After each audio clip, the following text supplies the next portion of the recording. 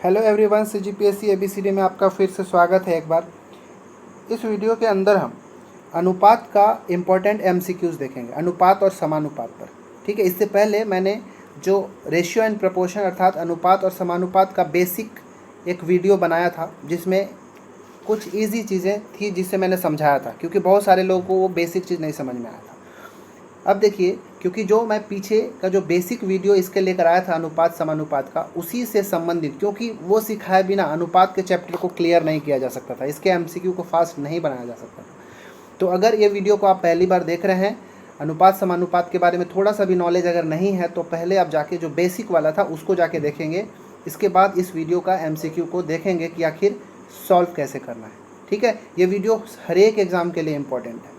तो चलिए लेट ना करते हुए हम अपने क्वेश्चन नंबर 1 की ओर बढ़ते हैं। ठीक है, चलिए पहला प्रश्न है कि यदि, देखिए यहाँ पे मैं जो तरीका बताऊंगा लॉन्ग मेथड नहीं बताऊंगा, क्योंकि लॉन्ग मेथड में आपको बहुत लंबा समय लेता है। तो अगर आप अभी तक लॉन्ग प्रोसेस को या फिर लेंदी वाले मेथड को यूज़ कर रहे थे, तो यहाँ पे समझिएगा, बहुत आसानी से मैं आपको बताऊँगा कि कैसे इसको सॉल्व करना है। ठीक है, क्वेश्चन है कि यदि A और B का अनुपात 3:4 है। ठीक है भाई, तो A अनुपात B, इन दोनों का जो अनुपात है कितना है, 3:4 है।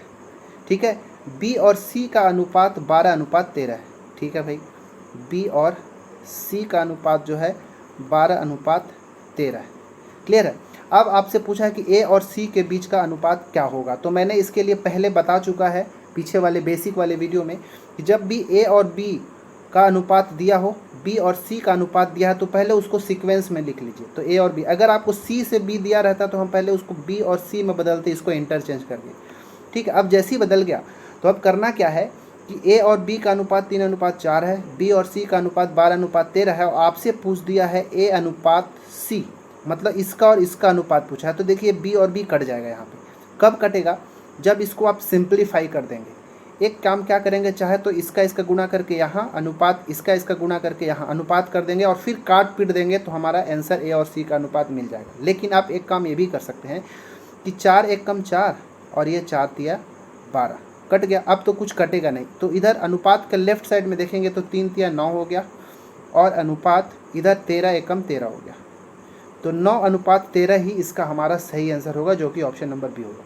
दूसरा तरीका मैं क्या बता रहा था, गुणा वाला, वो भी देख लीजिए। A और B का अनुपात 3:4 है, और B और C का अनुपात हमारा है 12:13। तो मैंने क्या बताया कि इसको काटने के बजाय अगर इसका ऐसे गुणा कर देंगे, इसका इसका गुणा जब करेंगे इधर वाले का और इधर वाले का, तो हमेशा आपको A और C का ही अनुपात मिलेगा, पहला और लास्ट वाले का अनुपात मिलेगा। तो ये 12 × 3 = 36 हो गया, और ये 13 × 4 = 52 हो गया। ठीक है, अब देखिए इसको भी काट सकते हैं, तो 4 × 9 = 36 और 13 × 4 = 52, कट जाएगा, 9 13 बच जाएगा। तो ये दूसरा तरीका हो गया। तीसरा तरीका एक और भी बना सकते हैं, तो ये मैं पहले बताया हूँ लेकिन मैं फिर से बता रहा हूँ कैसे। A और B का अनुपात दिया है तो हम इसको बटा में लिख देते हैं। B और C का अनुपात दिया है तो मैं इसको 12/13 ऐसे भी बटा में लिख दिया। अब देखिए B यहाँ पे 4 है, B यहाँ पे 12 है, तो क्या ये दोनों को सेम बनाया जा सकता है क्या? तो बिल्कुल बनाया जा सकता है। तो सेम बनाने के लिए अगर मैं 3 का ऊपर नीचे गुणा कर दूँ, तो अब देखिए ऊपर का हो गया 3 × 3 = 9, 3 × 4 = 12। देखिए B यहाँ भी 12 हो गया, और यहाँ पर तो 12/13 था ही। अब यहाँ पे देखिएगा A B C तीनों का अनुपात यहाँ पे हमारा मिल गया। A 9 हो गया, B हो गया 12 और C हो गया 13। ठीक है, देखिए A के सामने 9, B के सामने 12 और C के सामने 13। अब ये तो तीनों का मिल गया। अब आपका जिससे पूछेगा, जिसका पूछेगा आप बना सकते हैं। अगर A और B का अनुपात पूछता तो ये तो दिया है, B और C का दिया। अगर A और C का पूछेगा तो A और C, मतलब बीच वाले को छोड़ना है। यहाँ पर देखिएगा ये A और C, तो यहाँ पर 9:13 मिल जाएगा। क्लियर है इतना? तब भी 3 तरीके से हमने देखा कि इसका आंसर ही आएगा। तो ये तीनों मेथड में से कोई सा भी आप फॉलो कर सकते हैं। ठीक है, दूसरा प्रश्न देखते हैं। दूसरा है कि A B का अनुपात दिया है, B और C का अनुपात दिया है, C और D का अनुपात दिया है, D और E का दिया है। तो आपसे पूछ दिया कि A B C D E का अनुपात क्या होगा। तो ये वाला जो है इसको ध्यान से समझिएगा कि करना क्या है। ठीक है, पहली बात क्या, देखिए यहाँ पे C और D का अनुपात क्या दिया है, C और D का अनुपात दिया है 1/3 अनुपात 1/7। तो इसको थोड़ा साधारण सरल रूप में बदल देंगे। कैसे, ये 7 का गुणा इसके साथ करिए तो 7 × 1 = 7, 3 का गुणा 1 के साथ करिएगा तो 3, और नीचे वाले को छोड़ दीजिए। ये हमारा C और D का अनुपात मिल गया। इसी तरह डी और ई का अनुपात दिया है 1/4 अनुपात 1/5। इसको भी अगर हम थोड़ा सरल किए तो हमको मिल गया डी और ई का अनुपात क्या, 5 एकम 5 और 4 एकम 4, 5/4 मिल गया। मतलब सी डी डी ई का मिल गया, और ए बी और बी सी का तो सिंपल में था ही। अब क्या करना है यहाँ पे उसको समझिए। तो पहले मैं A B C D E ऐसे लिख देता हूँ। इन सब का अनुपात हमको क्योंकि क्वेश्चन में दिया हुआ है, देखिएगा क्या, ए और बी का दिया है 3:2, तो ए और बी के सामने मैं लिख देता हूँ 3:2। बी और सी का दिया है 2:1, तो ये बी और सी के सामने मैं लिखूँगा 2:1। फिर दिया सी और डी का हमने अभी निकाला 7:3, तो ये सी के सामने हो गया 7 और डी के सामने हो गया 3। डी और ई का हो गया 5 और 4, तो ये हो गया 5 और ये हो गया 4। तो जो दिया है उसके सामने हमको लिखना है।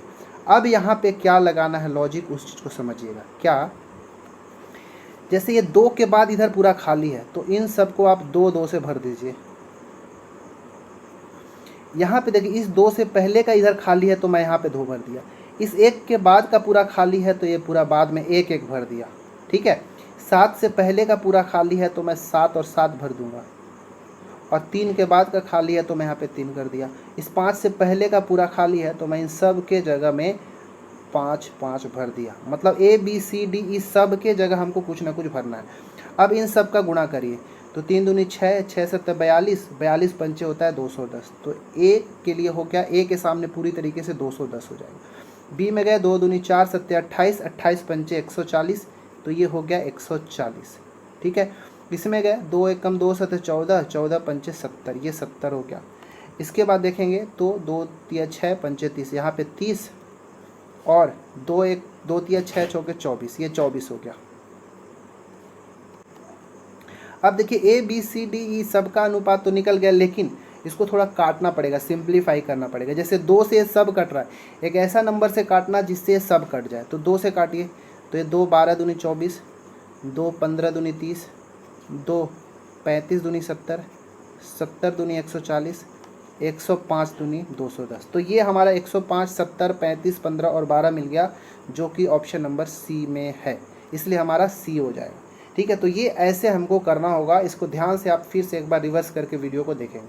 ठीक है, चलिए तीसरा प्रश्न देखते हैं। तीसरा प्रश्न है कि एक थैले में 5 पैसे, 10 पैसे और 25 पैसे के सिक्के हैं। ठीक है, सिक्कों का अनुपात 3:2:1 का अनुपात है। यदि कुल मिलाकर 60 रुपये हैं तो उसमें 5 पैसे के सिक्के कितने हैं। तो देखिए, ऐसे क्वेश्चन को हमको कैसे सॉल्व करना है, ध्यान से समझना है। अच्छा, 5 पैसे के सिक्के हैं ना, तो मैं इसको ऐसे लिख देता हूँ तो आपको क्लियर होगा। ये 5 पैसे के सिक्के हैं, यहाँ पे ऐसे लिख दिया। 10 पैसे के सिक्के के लिए ऐसे लिख देता हूँ, अनुपात नहीं भी लगाएंगे तो चलेगा। इसके बाद 25 पैसे के सिक्के। ठीक है, 5 पैसे, 10 पैसे, 25 पैसे, 3 तरह के सिक्के हैं। सिक्कों का अनुपात हमको दिया है। ठीक है, मतलब सिक्कों की संख्या कितनी कितनी है, तो यहाँ पे दिया हो 3:2:1 का, मतलब 3:2 ये उनके सिक्कों का अनुपात हो गया। अच्छा, अब सिक्कों की संख्या कितनी है तो हमको नहीं पता। अच्छा, एक काम करते हैं, जो सिक्के की संख्या है ना उसको हम 3x मान लेते हैं, इसको 2x मान लेते हैं और इसको 1x मान लेते हैं। तो ये सिक्कों की संख्या मिल गया। ठीक है, सिक्कों की संख्या 3x, 2x और 1x। इस अनुपात को अभी काट देंगे तब भी चलेगा। क्लियर है इतना। तो 5 पैसे के सिक्के कितने हो गए, 3x, 10 पैसे के सिक्के 2x और 25 पैसे के सिक्के 1x हो गए। अब इसको हमको रुपए में बदलना है, मतलब पैसा कितना कितना रुपया हो रहा है वो हमको बताना है। ठीक है, मतलब रुपए, मतलब डिनोमिनेशन कहते हैं इंग्लिश में, मतलब उसका कितना मूल्य हो रहा है हमको वो बताना है। तो देखिए ध्यान से, 5 पैसे के 3x सिक्के हो गए, तो कितने पैसे हो गए टोटल, तो 3 पना 15, मतलब 15x पैसे हो गए टोटल। यहाँ पे देखेंगे तो 10 दूनी 20x, मतलब 20x पैसे यहाँ से मिल गए, और 25 से कम 25, ये 25x पैसे यहाँ पे पूरे हो गए। क्लियर है इतना पे।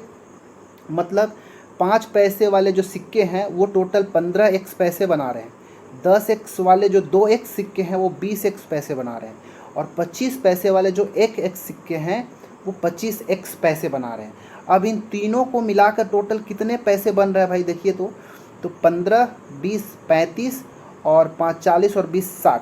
ठीक है, मतलब टोटल 60x पैसे बन रहे हैं। क्लियर है? कितना?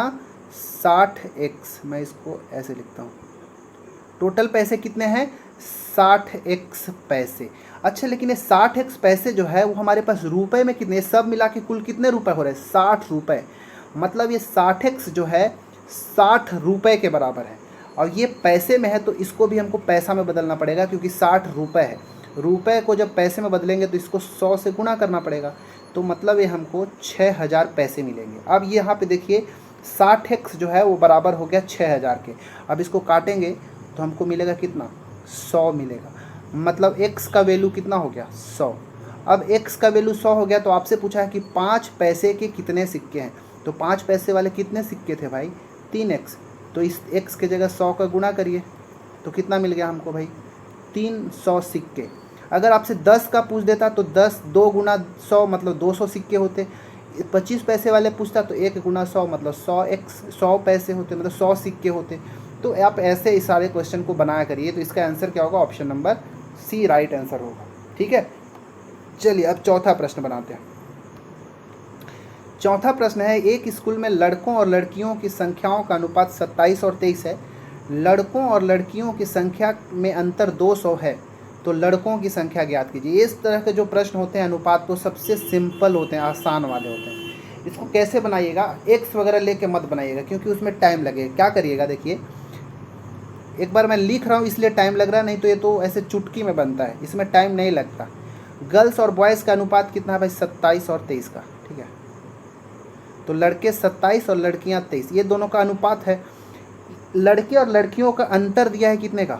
200 का अंतर दिया है। तो लड़के 27 लड़कियां 23, इन दोनों का अंतर कितना हो रहा है भाई? 27 में 23 घटाइए, क्या मिला? 4। अंतर 4 मिल रहा है ना। इनके जो अनुपात दिया है उनका अंतर 4, लेकिन वाकई में जो संख्याओं में अंतर कितना है? 200। मतलब 4 किसके बराबर हो गया भाई? 200 के बराबर हो रहा है। कितना गुना है? 4 से अगर 200 को भाग देंगे तो कितना मिलेगा? 200 को अगर 4 से भाग देंगे तो 50, मतलब ये 50 गुना मिला। अब किसका संख्या अगर पूछा है आपसे, अगर इसका संख्या बॉयज़ का पूछा है तो इसमें 50 का गुणा कर दीजिए, गर्ल्स का पूछा है तो इसमें 50 का गुणा कर दीजिए। जो आएगा आंसर 27 पंचे 135 और 1 0 लगा दीजिए, 1350 लड़कों की संख्या होगा। ऑप्शन नंबर कितना? Option number D. क्लियर है? 1350 लड़कों की संख्या।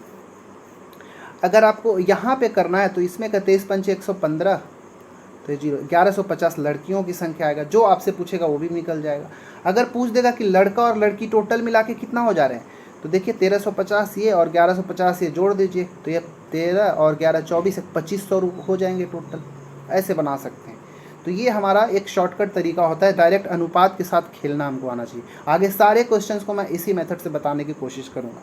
और ये जो मेथड है ना, आगे मैं बताऊँगा जब लाभ हानि का चैप्टर हो गया या फिर चक्रवृद्धि ब्याज का होगा, सब में मैं ये सब मेथड को इम्प्लीमेंट कर दूंगा। ठीक है, चलिए पांचवा प्रश्न। तो ये था चौथा प्रश्न, उम्मीद है आपको समझ में आया होगा। ठीक है, तो हमारा ऑप्शन नंबर डी सही होगा। चलिए पांचवा प्रश्न देखते हैं। पांचवा प्रश्न ये भी इम्पोर्टेंट है। क्या बोला है कि एक राशि जो कि x रुपया है, इसको 1:3, 1:5, 1:6 और 1:9, इन 4 तरह के अनुपात में a b c d के को विभाजित किया जाता है। चलिए मैं बांटता हूँ इसको, a b c d, ये 4 लोग को इस अनुपात में, मतलब 1/3 अनुपात 1/5 अनुपात 1/6 अनुपात 1/9, इस अनुपात में बांटा गया। ठीक है, फिर बोला कि B और D के भागों के बीच का अंतर 832 रुपये है। मतलब B और D को जितना रुपए मिला उन दोनों रुपयों का अंतर 832 है। तो हमको बताना है कि टोटल पैसा X कितना था। तो देखिए पहले भिन्न के रूप में अनुपात दिया, पहले इसको सरलतम रूप में बदलना है, ईजी सिंपल वे में बदलना है। तो कैसे बदला जाएगा? तो सबसे पहले क्या करिएगा, इसको सिंपल रेशियो में बदलने के लिए कि जो भी नीचे दिया होगा उसका आप लघुत्तम निकालना। तो 3, 5, 6, 9 का लघुत्तम निकालते हैं। कैसे मैं बताया था, 9 है तो सबसे बड़ी संख्या को लिख दीजिए। 6 में जाएंगे तो 6 होता है 2 × 3, लेकिन 9 में 3 है, 2 एक्स्ट्रा इसमें, तो 2 का गुना कर दीजिए। तो 9 दूनी 18 हो गया। यहाँ पे 5 आया, 5 तो इसमें है नहीं, तो 5 का यहाँ पे गुना कर दीजिए। 3 आया, 3 यहाँ पे 9 में है, बस इतना ही एलसीएम होगा। 9 दूनी 18, 18 पंचे 90। अगर आप दूसरे मेथड से बताते हैं, लॉन्ग मेथड से, तो आप उससे बनाइए, कोई दिक्कत नहीं है। तो इन सब का लघुत्तम कितना आ गया? 90। अब कितना होगा देखिए, इस 90 को इन सब से बारी बारी से भाग देते जाइए। 90 को अगर 3 से भाग देंगे तो मिलेगा 30, मतलब ए के सामने लिख दीजिए 30। 90 को 5 से भाग देंगे तो आएगा 18, 18 पंचे 90, तो बी के सामने लिख दीजिए 18। 6 से भाग दीजिए 90 को तो आएगा कितना 15, तो सी के सामने 15। 9 से भाग देंगे 90 को आएगा तो 10, तो यहाँ पे लिख दिए 10। मतलब ए बी सी डी के बीच में जो अनुपात मिला उसका सरलतम रूप, पहले तो अनुपात ये दिया था लेकिन तो उसका ईजी रूप में लिखे तो हमारा ये मिला। ठीक है, अब देखिए बोला क्या है कि बी और डी, अब ये देखिए ये बी को पैसा इतना मिला अनुपात के रूप में और डी को मिला है इतना, इन दोनों का अंतर ही कितना दिया है 832 रुपये का दिया है। मतलब ये 18 और ये 10, इन दोनों का अंतर कितने का मिल रहा है भाई, हमको 8 का मिल रहा है। क्लियर है, 18 में से 10 घटाएंगे तो 8, लेकिन ये अंतर हमारे लिए कितना है 832 रुपया है।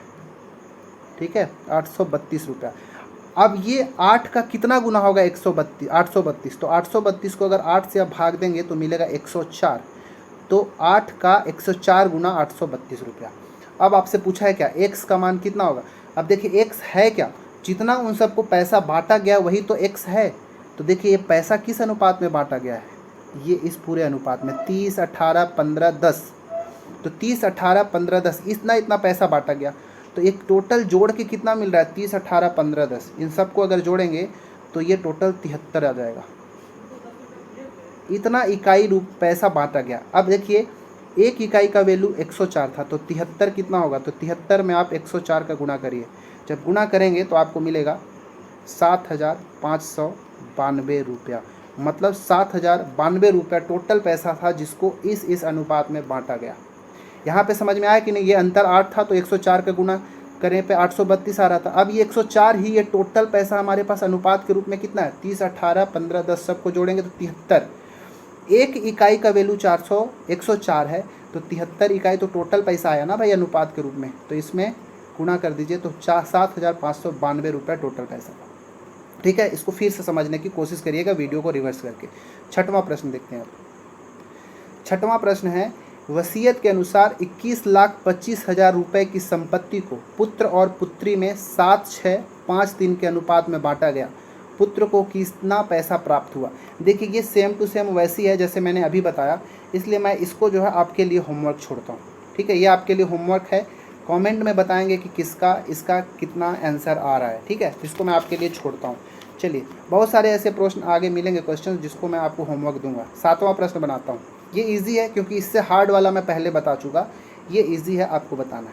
ठीक है, चलिए 7वां प्रश्न। 7वां प्रश्न है कि 25,000 को ए बी सी में 1, 10, 1, 6, 1, 15 के अनुपात में बांटा गया तो सी को कितना रुपए प्राप्त होगा, ये भी बताना। चलिए इसको मैं बता ही देता हूँ, हालांकि सेम वैसी क्वेश्चन है, इसको आपके लिए छोड़ सकता था लेकिन सब नहीं छोड़ता हूँ। चलिए इसको बताता हूँ। तो पहले ए बी सी ये तीनों का अनुपात कितना है 1, 10, 1, 6 और 1, 15। ठीक है, अब फिर क्या करेंगे 10, 6, 15 का लघुत्तम निकालेंगे तो मिलेगा 30। ठीक है, अब 30 को भाग देते जाइए तो ये आ जाएगा 10 तिया 30, 3, 6 पंचे 30, 5 और 15 दूनी 30, 2, इतना आ गया। पैसा टोटल कितना है 25,000 रुपये। मतलब ये तीनों का जो अनुपात है 3, 5, 2, इन सबको अगर आप जोड़ते हैं तो जोड़ने पे कितना मिलेगा 3, 5, 8 और 2, 10 मिलेगा। ये 10 जो है टोटल है, तो पैसा भी हमारे पास टोटल कितना है 25,000। ठीक है, मतलब ये 10 यूनिट जो है 25,000 रुपये के बराबर है। तो एक यूनिट कितना, इसको भाग देंगे तो मिलेगा क्या 2500। एक यूनिट 2500 रुपया के बराबर होगा। अब किसका सी का पैसा पूछा है, तो सी का पैसा तो यहाँ पे है ना भाई 2, तो इसमें भी हम 2500 का गुणा करेंगे तो 2500 दूनी 5,000। 5,000 रुपये जो है ये किसको मिलेगा, सी को मिलेगा। हमारा ऑप्शन नंबर ए सही होगा। बी को पूछता तो इसमें भी हम 2500 का गुणा करते तो 25 पंचे 125 और 2 जीरो और 12,500 मिलता। ए का पूछता तो इसमें हम 2500 का गुणा करते तो हमको 7500 मिल जाता। ठीक है, तो ये आपको ध्यान समझना है। क्लियर है, तो ये अच्छा क्वेश्चन है, इसको शॉर्टकट बनाने का ये तरीका अच्छा है। चलिए 8वां प्रश्न देखते हैं कि 8वां कैसा है। देखिए x रुपये है, उसको ए बी सी में इस प्रकार विभाजित करना है कि ए और बी का अनुपात 6:7 है। लिख देते हैं ए और बी का अनुपात कितना है 6:7। फिर बी और सी का अनुपात 3:2। बी और सी का अनुपात 3:2। अच्छा, अब हमसे पूछ देगा कि ए बी सी तीनों का अनुपात क्या होगा। तो मैं इसका तरीका बता चुका हूँ कि ए बी सी तीनों का अगर पूछ देगा, अगर ए और सी का अनुपात पूछता तो इसका गुणा करके सरल कर देते तो काम बन जाता। लेकिन ए बी सी तीनों का पूछेगा तो उसके लिए क्या करना है, 6 का गुणा इसके साथ तो 6 तिया 18, 3 का गुणा 7 के साथ तो 7 तिया 21, 2 का गुणा 7 के साथ तो 7 दूनी 14। ये ए बी सी तीनों का अनुपात मिल गया। अब बोला है कि ए और सी को जो पैसा मिल रहा है उसका अनुपात 540 है, उनका पैसों का अंतर। तो ए और सी का हिस्सा, तो ए का हिस्सा 18, सी का हिस्सा 14, इन दोनों का अंतर कितने का है भाई, यहाँ पे इन दोनों का अंतर 4 का है।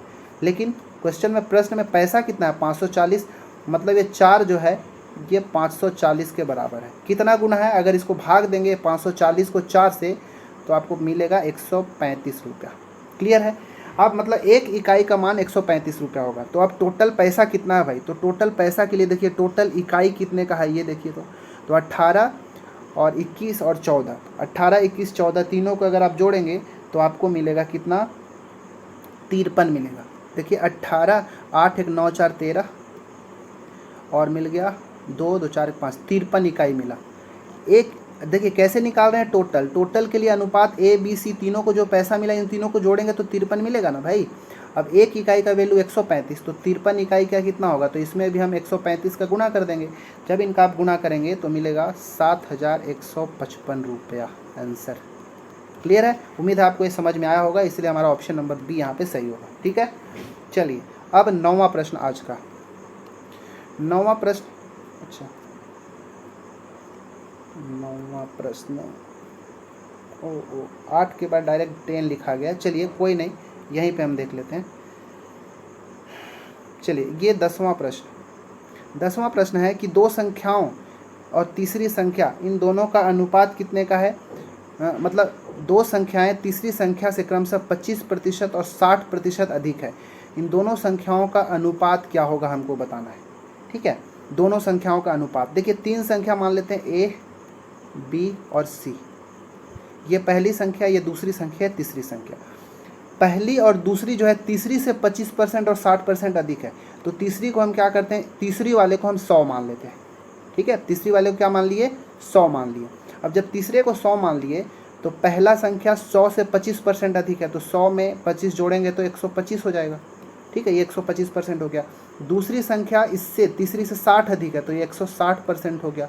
अब इन तीनों में से आपको इन दोनों संख्याओं का मतलब पहली और दूसरी का अनुपात पूछा है, तो इन दोनों को बस काट के छोटा कर दीजिए और क्या।